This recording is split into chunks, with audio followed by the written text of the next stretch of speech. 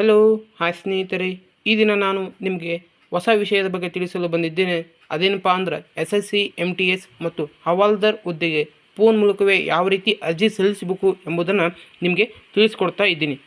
ಅದಕ್ಕೂ ಮುಂಚೆ ನೀವು ಈ ಚಾನಲ್ಗೆ ಸಬ್ಸ್ಕ್ರೈಬ್ ಆಗಿಲ್ಲ ಅಂದರೆ ಸಬ್ಸ್ಕ್ರೈಬ್ ಆಗಿ ಹಾಗೂ ಪಕ್ಕದಲ್ಲಿರುವ ಬೆಲ್ ಬಟನ್ನ ಕ್ಲಿಕ್ ಮಾಡಿ ಮತ್ತು ಲೈಕ್ ಮಾಡಿ. ಹಾಗಾದರೆ ನಾವು ತಡ ಮಾಡದೆ ಈ ವಿಷಯಕ್ಕೆ ಹೋಗೋಣ. ಅದಕ್ಕೂ ಮುಂಚೆ ಇದಕ್ಕೆ ಬೇಕಾದ ಡಾಕ್ಯುಮೆಂಟ್ಸ್ಗಳ ಪಟ್ಟಿಯನ್ನು ನೋಡೋಣ. ಮೊದಲನೇದಾಗಿ Aadhaar card, SSLC marks card, caste certificate, mobile number ಮತ್ತು ಇಮೇಲ್ ID ಹಾಗೂ ಸಿಗ್ನೇಚರ್ ಹಾಗೂ ನಿಮ್ಮ ಲೈವ್ ಫೋಟೋ ಬೇಕಾಗುತ್ತದೆ. ಈ ಪೇಜ್ನ ಲಿಂಕನ್ನು ನಾನು ನನ್ನ ಡಿಸ್ಕ್ರಿಪ್ಷನ್ ಬಾಕ್ಸ್ನಲ್ಲಿ ಕೊಟ್ಟಿರ್ತೀನಿ. ಡಿಸ್ಕ್ರಿಪ್ಷನ್ ಬಾಕ್ಸ್ನಲ್ಲಿ ಈ ಲಿಂಕನ್ನು ಕ್ಲಿಕ್ ಮಾಡಿದ್ರೆ ಈ ಪೇಜ್ ಓಪನ್ ಆಗುತ್ತೆ. ಓಪನ್ ಆದಾಗ ಇಲ್ಲಿ ಲಾಗಿನ್ ಆರ್ ರಿಜಿಸ್ಟರ್ ಅಂತ ಕಾಣ್ತಲ್ಲ, ಇದರ ಮೇಲೆ ಕ್ಲಿಕ್ ಮಾಡಬೇಕಾಗುತ್ತೆ. ಕ್ಲಿಕ್ ಮಾಡಿದ ನಂತರ ಇಲ್ಲಿ ಕ್ಯಾಂಡಿಡೇಟ್, ಯೂಸರ್ ನೇಮ್, ಪಾಸ್ವರ್ಡ್ ಮತ್ತು ಇಲ್ಲಿ ಕ್ಯಾಪ್ಚಾವನ್ನು ಕೊಟ್ಟಿರ್ತಾರೆ. ತದನಂತರ ಲಾಗಿನ್ ಅಂತ ಕೊಟ್ಟಿರ್ತಾರೆ. ನೀವು ಇದಕ್ಕೂ ಮುಂಚೆ ಅರ್ಜಿಯನ್ನು ಸಲ್ಲಿಸಿದರೆ ಈ ರಿಜಿಸ್ಟರ್ ನಂಬರ್ನ ಹಾಕಬೇಕಾಗುತ್ತೆ ಮತ್ತು ಅದಕ್ಕೆ ಸಂಬಂಧಪಟ್ಟ ಪಾಸ್ವರ್ಡ್ ಇರುತ್ತೆ, ಆ ಪಾಸ್ವರ್ಡನ್ನು ಹಾಕಬೇಕಾಗುತ್ತೆ. ಅದರ ನಂತರ ಕ್ಯಾಪ್ಚಾವನ್ನು ಟೈಪ್ ಮಾಡಿ ಲಾಗಿನ್ ಬಟನನ್ನು ಕ್ಲಿಕ್ ಮಾಡಬೇಕಾಗುತ್ತೆ. ಇಲ್ಲ ನೀವು ಮೊದಲನೇ ಬಾರಿಗೆ ನಾವು ಅರ್ಜಿಯನ್ನು ಸಲ್ಲಿಸ್ತಾ ಇದ್ದೀವಿ ಅನ್ನೋರು ಈ ರಿಜಿಸ್ಟರ್ ನೌ ಎಂಬುದರ ಮೇಲೆ ಕ್ಲಿಕ್ ಮಾಡಬೇಕಾಗುತ್ತೆ. ಕ್ಲಿಕ್ ಮಾಡಿದಾಗ ಈ ಥರ ಬರುತ್ತೆ, ಒನ್ ಟೈಮ್ ರಿಜಿಸ್ಟ್ರೇಷನ್ ಅಂತ ಬರುತ್ತೆ. ಅದನ್ನು ಕೆಳಗೆ ಸ್ಕ್ರೋಲ್ ಮಾಡ್ತಾ ಹೋಗಬೇಕು. ಇಲ್ಲಿ ಕಂಟಿನ್ಯೂ ಬಟನ್ ಕಾಣುತ್ತೆ, ಈ ಕಂಟಿನ್ಯೂ ಬಟನ್ ಮೇಲೆ ಕ್ಲಿಕ್ ಮಾಡಬೇಕಾಗುತ್ತೆ. ಕ್ಲಿಕ್ ಮಾಡಿದ ನಂತರ ಇಲ್ಲಿ ನಿಮಗೆ ನೋಡ್ತಿರ್ಬೋದು ಪರ್ಸನಲ್ ಡೀಟೇಲ್ಸ್ ಅಂತ ಬರುತ್ತೆ. One time registration, personal details ಇಲ್ಲಿ ಕಾಣುತ್ತಾ. Do you have Aadhaar card? ನೀವು ಆಧಾರ್ ಕಾರ್ಡ್ ಹೊಂದಿದ್ರೆ ಈ ಎಸ್ ಅನ್ನು ಕ್ಲಿಕ್ ಮಾಡಬೇಕಾಗುತ್ತೆ. ಎಲ್ಲರೂ ಆಧಾರ್ ಕಾರ್ಡ್ನ ಹೊಂದಿರ್ತೀರಿ, ಹಾಗಾಗಿ ನಾನು ಆಧಾರ್ ಕಾರ್ಡ್ನ ಎಸ್ ಅಂತ ಕ್ಲಿಕ್ ಮಾಡಿದ್ದೀನಿ. ಇಲ್ಲಿ ನಿಮ್ಮ ಆಧಾರ್ ಕಾರ್ಡ್ ನಂಬರ್ ಆಗಬೇಕಾಗುತ್ತೆ. ಆಧಾರ್ ಕಾರ್ಡ್ ನಂಬರ್ ಆದ ನಂತರ ವೆರಿಫಿಕೇಷನ್ ಆಧಾರ್ ಕಾರ್ಡ್ ನಂಬರ್ ಆಗಬೇಕಾಗುತ್ತೆ. ಅದಾದ ನಂತರ ಒಂದು ವೇಳೆ ನಿಮಗೆ ಆಧಾರ್ ಕಾರ್ಡ್ ಇಲ್ಲದಿದ್ದರೆ ಟೈಪ್ ಆಫ್ ಐಡೆಂಟಿಫಿಕೇಷನ್ ಕಾರ್ಡ್ ಅಂತ ಇಲ್ಲಿ ಐತಲ್ಲ, ಇದರ ಮೇಲೆ ಕ್ಲಿಕ್ ಮಾಡಿ. ಇದರ ಮೇಲೆ ಕ್ಲಿಕ್ ಮಾಡಿದ ನಂತರ ಅದನ್ನು ವೆರಿಫಿಕೇಷನ್ ಮಾಡಬೇಕಾಗುತ್ತೆ. ತದನಂತರ ನಿಮ್ಮ ಕ್ಯಾಂಡಿಡೇಟ್ ನೇಮ್ ಅಂದರೆ ಈ ಅರ್ಜಿಯನ್ನು ಸಲ್ಲಿಸ್ತಿರುವ ಅಭ್ಯರ್ಥಿಯ ಹೆಸರನ್ನ ಹಾಕಬೇಕಾಗುತ್ತೆ. ಆ್ಯಸ್ ಪರ್ ಮ್ಯಾಟ್ರಿಕ್ಯುಲೇಷನ್ ಸರ್ಟಿಫಿಕೇಟ್ ಅಂದರೆ ನಿಮ್ಮ SSLC ಮಾರ್ಕ್ಸ್ ಕಾರ್ಡ್ನಲ್ಲಿ ಯಾವ ರೀತಿ ಇರುತ್ತೋ ಅದೇ ರೀತಿ ಹಾಕಬೇಕಾಗುತ್ತೆ. ಅದನ್ನು ವೆರಿಫಿಕೇಷನ್ ಮಾಡಬೇಕಾಗುತ್ತೆ. ತದನಂತರ ನಾಲ್ಕನೇದಾಗಿ ಇಲ್ಲಿ ನೋಡ್ತಾ ಇರ್ಬೋದು, ಹ್ಯಾವ್ ಎವರ್ ಚೇಂಜ್ ನೇಮ್? ನೀವು ಯಾವಾಗಾದರೂ ಹೆಸರನ್ನು ಚೇಂಜ್ ಮಾಡಿದರೆ ಎಸ್ ಅಂತ ಕ್ಲಿಕ್ ಮಾಡಬೇಕು. ಮತ್ತು ಮೊದಲು ಏನಿತ್ತು ನ್ಯೂ ನೇಮ್ ಏನೈತೆ ಎಂಬುದನ್ನು ಇಲ್ಲಿ ವೆರಿಫೈ ಮಾಡಬೇಕಾಗುತ್ತೆ. ತದನಂತರ ನೀವು ಜೆಂಡರ್ ಮೇಲೆ ಕ್ಲಿಕ್ ಮಾಡಬೇಕಾಗುತ್ತೆ. ಜೆಂಡರ್ ಮೇಲೆ ನೀವು ಮೇಲ್ ಆರ್ ಫೀಮೇಲ್ ಇದ್ದರೆ ಮೇಲ್, ಫೀಮೇಲ್ ಇದ್ದರೆ ಫೀಮೇಲ್. ಇಲ್ಲಿ ನೋಡ್ತಾ ಇರ್ಬೋದು, ನಾನು ವೆರಿಫಿಕೇಷನ್ ಮಾಡ್ತಾ ಇದ್ದೀನಿ. ವೆರಿಫಿಕೇಷನ್ ಜೆಂಡರ್ ಅಂತ ಐತೆ, ಮೇಲನ್ನು ಕ್ಲಿಕ್ ಮಾಡ್ತಾ ಇದ್ದೀನಿ. ತದನಂತರ ನೀವು ಡೇಟ್ ಆಫ್ ಬರ್ತ್ ಇಲ್ಲಿ ನೋಡ್ತಾ ಇರ್ಬೋದು, ಇಲ್ಲಿ ನಿಮ್ಮ ಡೇಟ್ ಆಫ್ ಬರ್ತ್ ಹಾಕಬೇಕಾಗುತ್ತೆ, ಅದನ್ನು ವೆರಿಫೈ ಮಾಡಬೇಕಾಗುತ್ತೆ. ತದನಂತರ ನಿಮ್ಮ ಫಾದರ್ ನೇಮ್ ಆದ ನಂತರ ಇಲ್ಲಿ ನೋಡ್ತಾ ಇರ್ಬೋದು ನಿಮ್ಮ ಫಾದರ್ ನೇಮ್ ಹಾಕಬೇಕಾಗುತ್ತೆ. ಫಾದರ್ ನೇಮ್ ಮತ್ತು ತದನಂತರ ಇಲ್ಲಿ ನೋಡ್ತಾ ಇರ್ಬೋದು ವೆರಿಫೈ ಫಾದರ್ ನೇಮ್ ಅಂತ ಐತಿ. ನಿಮ್ಮ ಫಾದರ್ ನೇಮ್ನ ವೆರಿಫೈ ಮಾಡಬೇಕಾಗುತ್ತೆ. ಅದು ತದನಂತರ ಇಲ್ಲಿ ಮದರ್ ನೇಮ್ ಆದ ನಂತರ ಕೆಳಗೆ ವೆರಿಫೈ ಮದರ್ ನೇಮ್ ಅಂತ ಐತೆ, ಅದನ್ನು ಕೂಡ ವೆರಿಫೈ ಮಾಡಬೇಕಾಗುತ್ತೆ. ಇಲ್ಲಿ ನೋಡು ಮ್ಯಾಟ್ರಿಕ್ಯುಲೇಷನ್ ಎಜುಕೇಷನ್ ಬೋರ್ಡ್, ನಿಮ್ಮ ಎಜುಕೇಷನ್ ಬೋರ್ಡ್ ಅಂತ ಇಲ್ಲಿ ಕೇಳುತ್ತಾ. ಇಲ್ಲಿ ನೀವು ಏನು ಮಾಡಬೇಕಾಗುತ್ತೆ ಅಂದರೆ ಇಲ್ಲಿ ನೋಡ್ತಾ ಇರ್ಬೋದು, ಹಿಂಗೆ ಸ್ಕ್ರೋಲ್ ಮಾಡ್ತಾ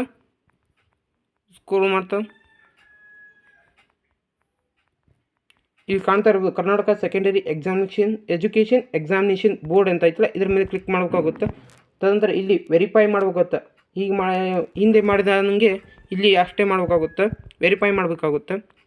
ಇಲ್ಲಿ ನೋಡ್ತಾ ಇರ್ಬೋದು, ಇಲ್ಲಿ ಐತಲ್ಲ Karnataka secondary education examination board, ಇದರ ಮೇಲೆ ಕ್ಲಿಕ್ ಮಾಡಬೇಕಾಗುತ್ತೆ.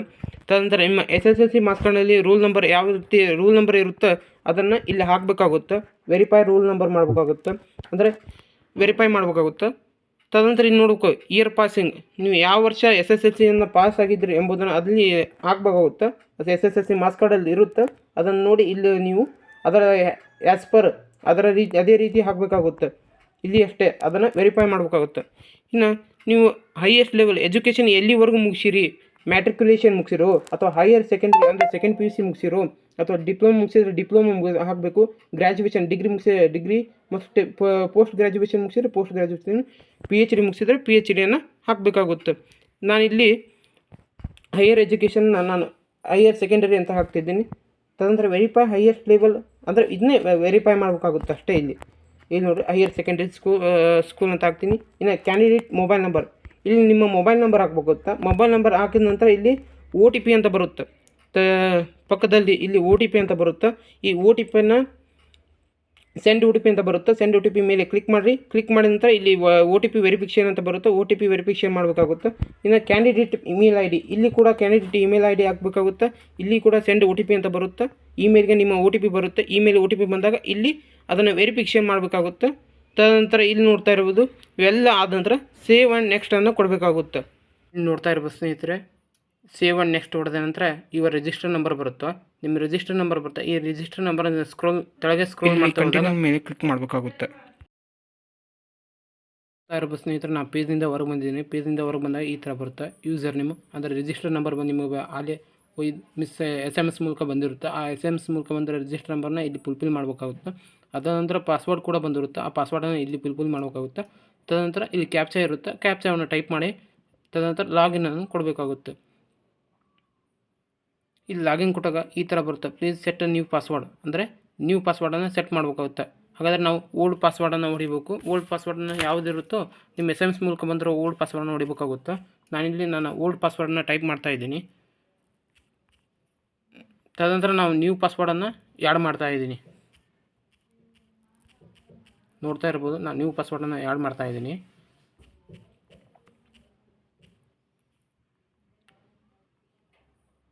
ಆ್ಯಡ್ ಮಾಡಿದಾದ ನಂತರ ಕನ್ಫರ್ಮ್ ಪಾಸ್ವರ್ಡ್ ಅದನ್ನು ಇನ್ನೊಮ್ಮೆ ಇಲ್ಲಿ ಟೈಪ್ ಮಾಡಬೇಕಾಗುತ್ತೆ.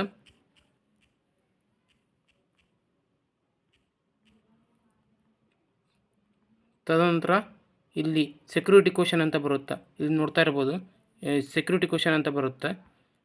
ಈ ಸೆಕ್ಯೂರಿಟಿ ಕ್ವಶನ್ ನಿಮ್ಮ ಪೆಟ್ಟಿಗೆ ಸಂಬಂಧ, ಅಂದರೆ ನಿಮಗೆ ಇಷ್ಟವಾದ ಪೆಟ್ ಯಾವುದು, ನಿಮಗೆ ಇಷ್ಟವಾದ ಮೂವಿ ಯಾವುದು. ನಾನು ಇಲ್ಲಿ ಇಷ್ಟವಾದ ಮೂವಿಯನ್ನು ಸೆಲೆಕ್ಟ್ ಮಾಡ್ತಾಯಿದ್ದೀನಿ. ಇದಕ್ಕೆ ನಾನು ಇಲ್ಲಿ ಉತ್ತರವನ್ನು ಟೈಪ್ ಮಾಡ್ತಾಯಿದ್ದೀನಿ.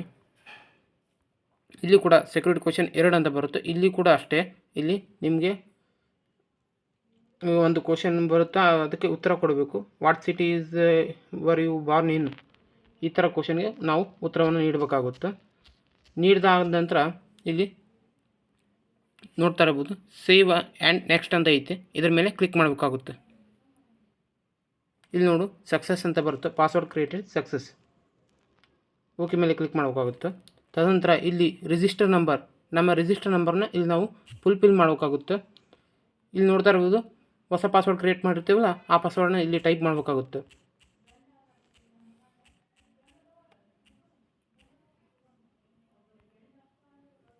ಇಲ್ಲಿ ನೋಡ್ತಾ ಇರ್ಬೋದು, ಕ್ಯಾಪ್ಚಾವನ್ನು ಕೊಟ್ಟಿರ್ತಾರೆ, ಆ ಕ್ಯಾಪ್ಚಾವನ್ನು ಟೈಪ್ ಮಾಡಬೇಕಾಗುತ್ತೆ.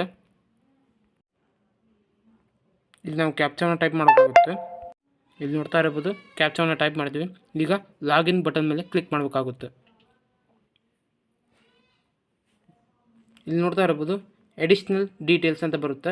ನಿಮ್ಮ ಕ್ಯಾಟಗರಿ ಯಾವುದಿರುತ್ತೋ ಆ ಕ್ಯಾಟಗರಿನ OBC ಇದ್ದರೆ OBC, SC ಇದ್ದರೆ SC, ST ಇದ್ದರೆ ST, EWS ಇದ್ದರೆ EWS, ಹೀಗೆ ನಿಮ್ಮ ಕ್ಯಾಟಗರಿ ಯಾವುದಿರುತ್ತೋ ಅದನ್ನು ಕ್ಲಿಕ್ ಮಾಡಬೇಕು, ಅದರ ಮೇಲೆ ಕ್ಲಿಕ್ ಮಾಡಬೇಕಾಗುತ್ತೆ. ಇಲ್ಲಿ ಅದನ್ನೇ ವೆರಿಫೈ ಮಾಡಬೇಕಾಗುತ್ತೆ. ಇಲ್ಲಿ ನೋಡ್ಬೋದು, ನ್ಯಾಷನಾಲಿಟಿ ಅಂತ ಕೇಳುತ್ತೆ. ನಾನಿಲ್ಲಿ ಸಿಟಿಸನ್ ಆಫ್ ಇಂಡಿಯಾ ಎಂಬುದನ್ನು ಮೇಲೆ ಕ್ಲಿಕ್ ಮಾಡ್ತಾ ಇದ್ದೀನಿ. ತದನಂತರ ವಿಸಿಬಲ್ ಐಡೆಂಟಿಫಿಕೇಷನ್ ಮಾರ್ಕ್ಸ್ ಅಂತ ಬರುತ್ತೆ. ಇದು ನಿಮ್ಮ ಮೈ ಮೇಲೆ ಯಾವುದಾದ್ರೂ ಐಡೆಂಟಿಫಿಕೇಷನ್ ಮಾರ್ಕ್ಸ್ ಇದ್ದರೆ, ಕಲೆಗಳಿದ್ದರೆ ಅದು ಎಸ್ ಅಂತ ಕೊಡ್ರಿ, ಇಲ್ಲದಿದ್ದರೆ ನೋ ಅಂತ ಟೈಪ್ ಮಾಡ್ಬೋದು. ಇಲ್ಲಿ ನೋಡಿರಿ, ನಾನು ನೋ ಅಂತ ಟೈಪ್ ಮಾಡ್ತಾ ಇದ್ದೀನಿ.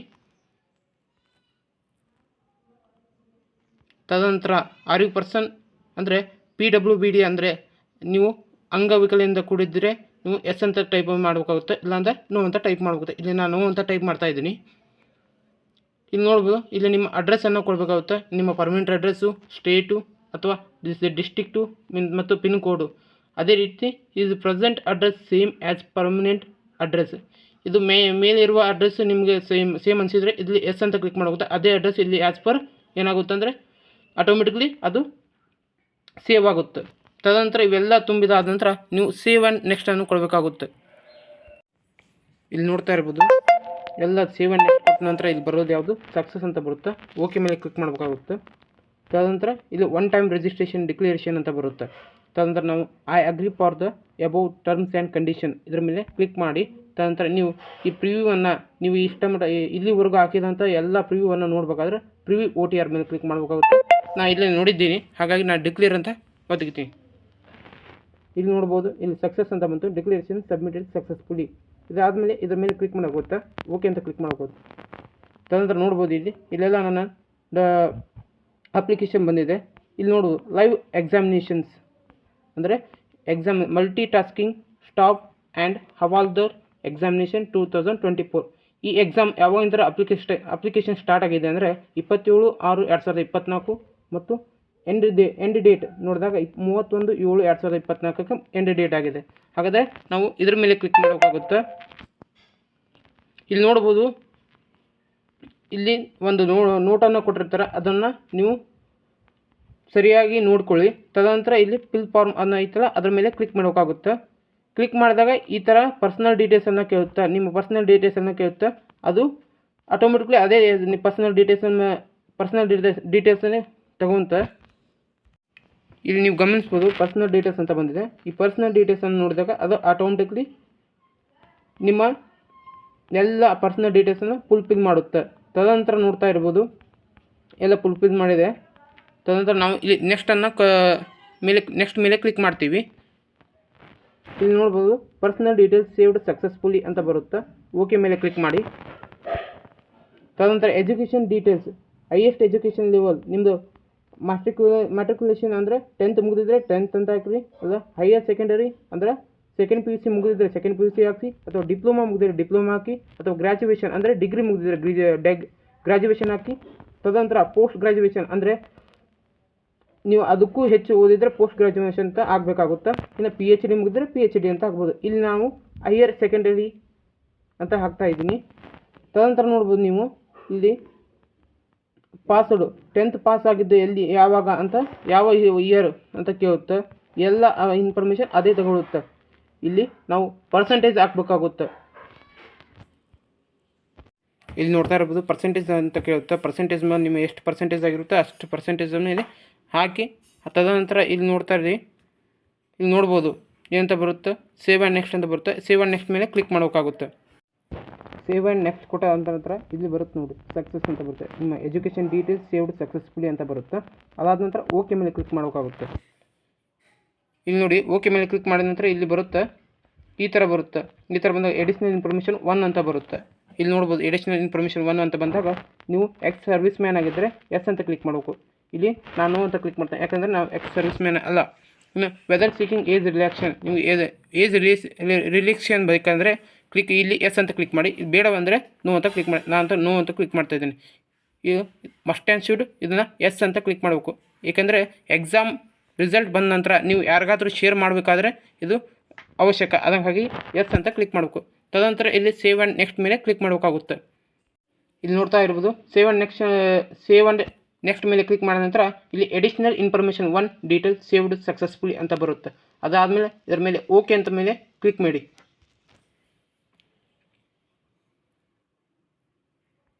ಇಲ್ಲಿ ನೋಡ್ಬೋದು ಎಡಿಷನಲ್ ಇನ್ಫಾರ್ಮೇಷನ್ 2 ಅಂತ ಬರುತ್ತೆ. ಅದಂದರೆ ಪರ್ಫಾರ್ಮೆನ್ಸ್ ಎಕ್ಸಾಮಿನೇಷನ್ ಸೆಂಟ್ರ್. ನೀವು ಫಸ್ಟಿಗೆ ಯಾವುದಕ್ಕೆ ಪರ್ಫಾರ್ಮೆನ್ಸ್ ಕೊಡ್ತೀರಿ ಅನ್ನೋದನ್ನು ಗಮನಿಸಬೇಕು. ಇಲ್ಲಿ ಮೊದಲನೇದಾಗಿ ಇಲ್ಲಿ ನೋಡಿ, ನಾನು KKR ಹುಬ್ಬಳ್ಳಿ ಎಂಬುದನ್ನು ಸೆಲೆಕ್ಟ್ ಮಾಡ್ತಾ ಇದ್ದೀನಿ. ತದನಂತರ ಪರ್ಫಾರ್ಮೆನ್ಸ್ 2 ಬೆಳಗಾವಿಗೆ ಕೊಡ್ತೀನಿ. ತದನಂತರ ಇಲ್ಲಿ ನಾನು ಬೆಂಗಳೂರಿಗೆ ನೀಡ್ತೀನಿ. ಈ 3 ಎಕ್ಸಾಮ್ ಸೆಂಟರ್ ಆಗಿರುತ್ತೆ. ಇದರ 3ರಲ್ಲಿ ಯಾವುದಾದ್ರೂ ನಿಮ್ಮ ಎಕ್ಸಾಮ್ ಸೆಂಟರ್ ಆಗಿರುತ್ತೆ. ಇಲ್ಲಿ ನೋಡಿ, ಇಲ್ಲಿ 25ನೇ ಗಮನಿಸ್ಬೋದು, medium for computer based exam. ನಿಮಗೆ ಯಾವ ಮೀಡಿಯಮ್ ಇಷ್ಟ ಆಗುತ್ತೆ ಅಂದರೆ ನೀವು ಕನ್ನಡದಲ್ಲೇ ಎಕ್ಸಾಮ್ ಬರೆಯೋದಿದ್ರೆ ಕನ್ನಡದಲ್ಲಿ ಟೈಪ್ ಮಾಡಿ, ಕನ್ನಡ ಅಂತ ಸೆಲೆಕ್ಟ್ ಮಾಡಿ. ಇಲ್ಲಾಂದರೆ ಇಂಗ್ಲೀಷ್ನಲ್ಲಿ ಮಾಡೋದಿದ್ದರೆ ಇಂಗ್ಲೀಷ್ ಅಂತ ಸೆಲೆಕ್ಟ್ ಮಾಡಿ. ಇನ್ಮೆ ವೆರಿಫೈ ಮಾಡಬೇಕು. ನಾನು ಇಲ್ಲಿ ಕನ್ನಡ ಸೆಲೆಕ್ಟ್ ಮಾಡ್ತಾಯಿದ್ದೀನಿ.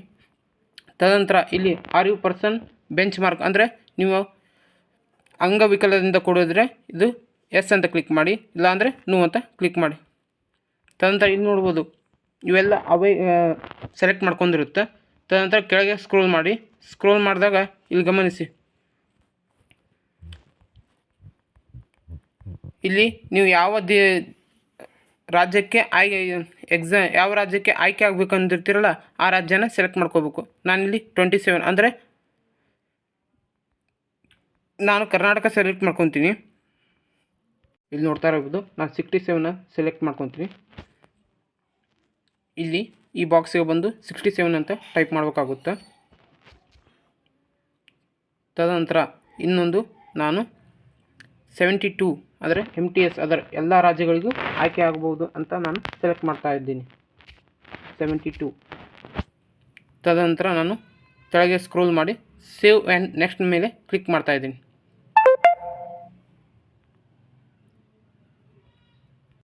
ಇಲ್ಲಿ ನೋಡ್ತಾ ಇರ್ಬೋದು, ಇದು ಸಕ್ಸಸ್ ಆಗಿದೆ. Additional information to details saved successfully ಅಂತ ಬರುತ್ತೆ. ತದನಂತರ ನೀವು ಓಕೆ ಮೇಲೆ ಕ್ಲಿಕ್ ಮಾಡಬೇಕಾಗುತ್ತೆ. ಇಲ್ಲಿ ನೋಡ್ತಾ ಇರ್ಬೋದು, ನಿಮ್ಮ ಫೋಟೋ ಅಪ್ಲೋಡ್ ಮಾಡಬೇಕಾಗುತ್ತೆ. ಇಲ್ಲಿ ಕ್ಯಾಪ್ಚರ್ ಲೈವ್ ಫೋಟೋವನ್ನು ಅಪ್ಲೋಡ್ ಮಾಡಬೇಕು. ತದನಂತರ ಇಲ್ಲಿ ಅಪ್ಲೋಡ್ ಸಿಗ್ನೇಚರನ್ನು ಅಪ್ಲೋಡ್ ಮಾಡಬೇಕಾಗುತ್ತೆ. ನೋಡ್ತಾ ಇರ್ತಾರೆ, ಸೇವ್ ಆ್ಯಂಡ್ ನೆಕ್ಸ್ಟ್ ಕೊಟ್ಟ ನಂತರ ಈ ಥರ ನೋಟಿಫಿಕೇಶನ್ ಬರುತ್ತೆ, ಈ ಥರ ಮಾಹಿತಿ ಬರುತ್ತೆ, ಪೂರ್ತಿ ಇನ್ಫಾರ್ಮೇಷನ್ ಬರುತ್ತೆ. ಇದಾದ ನಂತರ ಕೊನೆಗೆ ಬರುವ ಸೇವ್ ಆ್ಯಂಡ್ ನೆಕ್ಸ್ಟ್ ಬಗ್ಗೆ ಕ್ಲಿಕ್ ಮಾಡಬೇಕಾಗುತ್ತೆ. ಇಲ್ಲಿ ನೋಡ್ತಾ ಇರ್ಬೋದು, ಸೇವ್ ಆ್ಯಂಡ್ ನೆಕ್ಸ್ಟ್ ಮೇಲೆ ಕ್ಲಿಕ್ ಮಾಡಿದ ನಂತರ ಈ ಅಗ್ರಿ ಅಂತ ಕೊಡಬೇಕಾಗುತ್ತೆ. ಆ ಅಗ್ರಿ ಕೊಟ್ಟ ನಂತರ ಇಲ್ಲಿ ಕ್ಯಾಪ್ಚಾವನ್ನು ಟೈಪ್ ಮಾಡಬೇಕಾಗುತ್ತೆ. ಇಲ್ಲಿ ನೋಡ್ಬೋದು, ಕ್ಯಾಪ್ಚಾವನ್ನು ಟೈಪ್ ಮಾಡಿದ ನಂತರ ಇಲ್ಲಿ ಸಬ್ಮಿಟ್ ಮೇಲೆ ಕ್ಲಿಕ್ ಮಾಡಬೇಕಾಗುತ್ತೆ. ಸಬ್ಮಿಟ್ ಮೇಲೆ ಕ್ಲಿಕ್ ಮಾಡಿದ ನಂತರ ಈ ಥರ print application go to dashboard ಅಂತ ಬರುತ್ತೆ.